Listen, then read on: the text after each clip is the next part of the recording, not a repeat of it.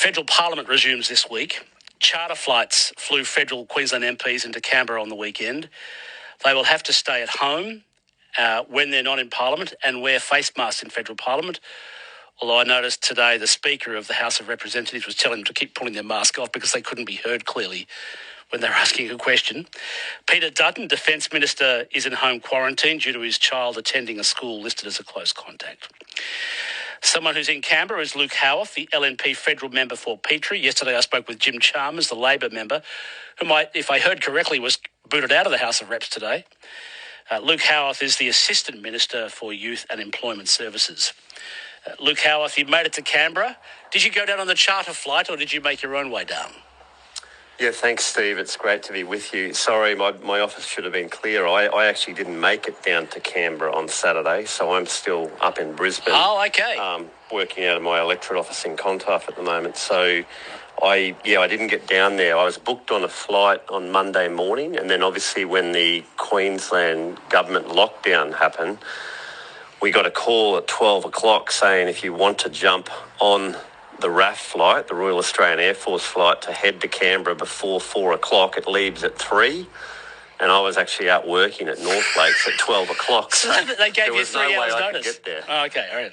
So I didn't get there, unfortunately, but they are this week, as much of last year, they're social distancing again. So there's 151 MPs in the House of Reps, so not all of them will be in there. There'll be less than 100 in there at the moment, so probably myself and 50 others will not be present there this week. How do you find it? Do you use Zoom or do you use a different technology, FaceTime or something else to ask a question in the debate of Parliament? Yeah, look, as Assistant Minister, I don't actually get to ask questions, only backbenchers do, and then the front benchers answer, but we can actually contribute via a government video conference link. Okay. So that option is available. You just can't vote, but if you're not there. So people can make contributions to debate, but they can't vote if they're paired out. So the way it would work is because I couldn't make it, the opposition would also stand someone out. So it's paired 1-for-1, if that makes sense. Okay. So what urgent legislation is on the table for debate this sitting of federal Parliament, even though you're not there physically, but you are there electronically? Well, look, there's a few things on. So one is the Treasury Laws Amendment COVID-19 Economic Response Package, which is to do with payments for Queenslanders that are affected by the lockdown. That's one thing. So I can run through that. But basically, there's assistance for people if they've lost 20 hours work or of $750 a week. If they've lost between 8 and 20 hours a week, it's $450 a week. So there's all of those types of payments that are available. And then there's other things that are happening, like the Offshore Petroleum and Greenhouse Gas Storage Amendment. So what that is, it's quite an interesting one. It's basically all the old oil and gas rigs that are sitting out in the ocean around Australia that have been there for decades. There's $60 billion worth of decommissioning, which is done by those companies. But it's going through Parliament this week, and there's a potential to create new jobs in decommissioning those oil rigs, and it's also ensuring that they're decommissioned in a way so it's safe for the marine environment. So there's a couple of things that are getting debated this week in Parliament. I haven't heard that one. That's quite interesting. Why aren't the oil companies who did the exploration, why aren't they decommissioning them and pulling them down themselves? No, they do. They will do it. They are going to pay for it. But what we're putting in place is, I guess, the rules for that. Like there'll be so much that has, if you've got I'm not an expert on it. Minister Keith Pitt is the minister responsible, but if there's an oil rig out there in the ocean, the government will legislate and say this is what has to be removed. Some of it, for example, below the water at a certain depth might remain because it's creating artificial reefs and so forth. So the Australian Parliament will debate as to what needs to be done and what doesn't. And then they'll have to pay for it. We're not paying for it. Luke Howarth is the LNP federal member for Petrie. He's currently in Brisbane, although he's sitting in Parliament, but he's sitting remotely. He's the Assistant Minister for Youth and Employment Services. You'd be aware that the Prime Minister wrote an op-ed in yesterday's Australian newspaper in which he took responsibility for some of the faults or the problems in the vaccine rollout. He then says he'll fix it. Originally, his promise was that the country would be vaccinated by Christmas. We're obviously not going to make that deadline now. So what's the new deadline, Luke Howarth? Do you know? No, well, I heard him speak this morning at a press conference, which was quite good. People can get onto his Facebook page and watch that. But he actually said that to move into stage B, we would get that done by Christmas, which is the National Cabinet's set a 70% vaccination rate for Australians that are eligible above 16. So he this morning said he believed we would get there by Christmas. So he's saying that the country will be fully vaccinated by Christmas. 70%. 70%. This morning, yeah. Right. So 70% of Australians over 16, he believes will be vaccinated by Christmas. And that's where, we move from the suppression stage into the transition phase, which was agreed by National Cabinet.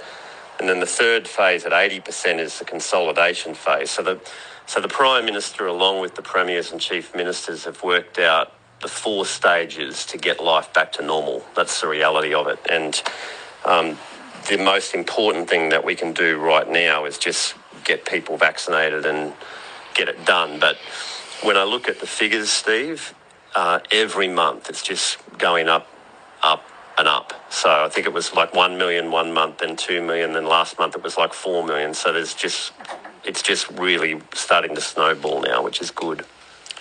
I'll leave it there and I'll move on. My guest is Luke Howarth. The story was heard yesterday where it was announced that Sky News, which has just launched their regional channel into regional Australia, has had their channel suspended on YouTube for a couple of weeks for putting out misleading information. We know there's been a number of actions against people like Alan Jones and what have you, but if YouTube is doing this against Sky News, what is the Australian regulator doing, ACMA, the Australian regulator that supposedly regulates the media industry? Can you say, it seems odd that an American-owned media platform is disciplining Australian media companies but not the Australian regulator? Well, first of all, I didn't hear what was said on Sky News. I haven't got Sky News at home and I don't get a chance to watch it.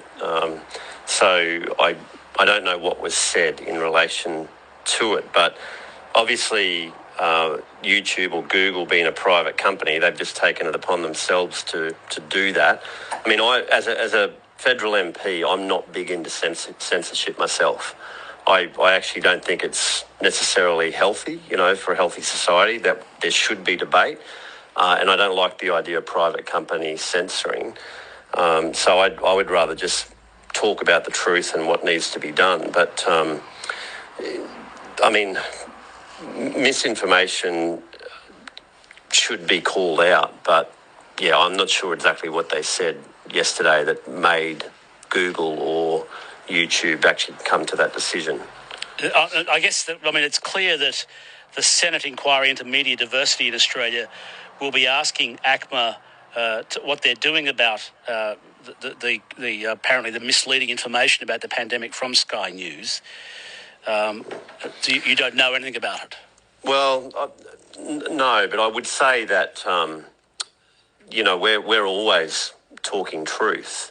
Government is always talking what needs to be said and what isn't. But the idea of just stamping out everyone because they say something that someone doesn't like or believe in, I don't think is the right way to go.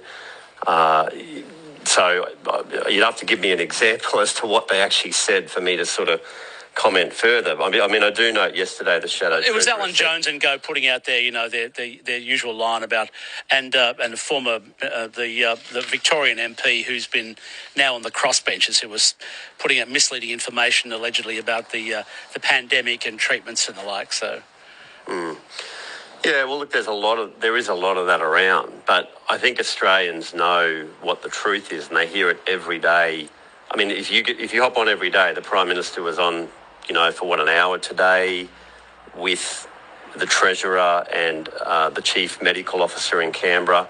Every day we have Stephen Miles, or the Premier, and the Chief Health Officer on Queensland on. So the truth does get out there. I think it would be a bit rich to try and censor every single person on the internet or on every show that's put up, and I think it's dangerous. I actually think that if you censor everything, then you actually get the backup of those people that want to see it even more so. So I just don't think it's a good way to go. And I note that Jim Chalmers yesterday said government should be stamping it out, and we shouldn't be, it shouldn't be left up to individual companies to censor.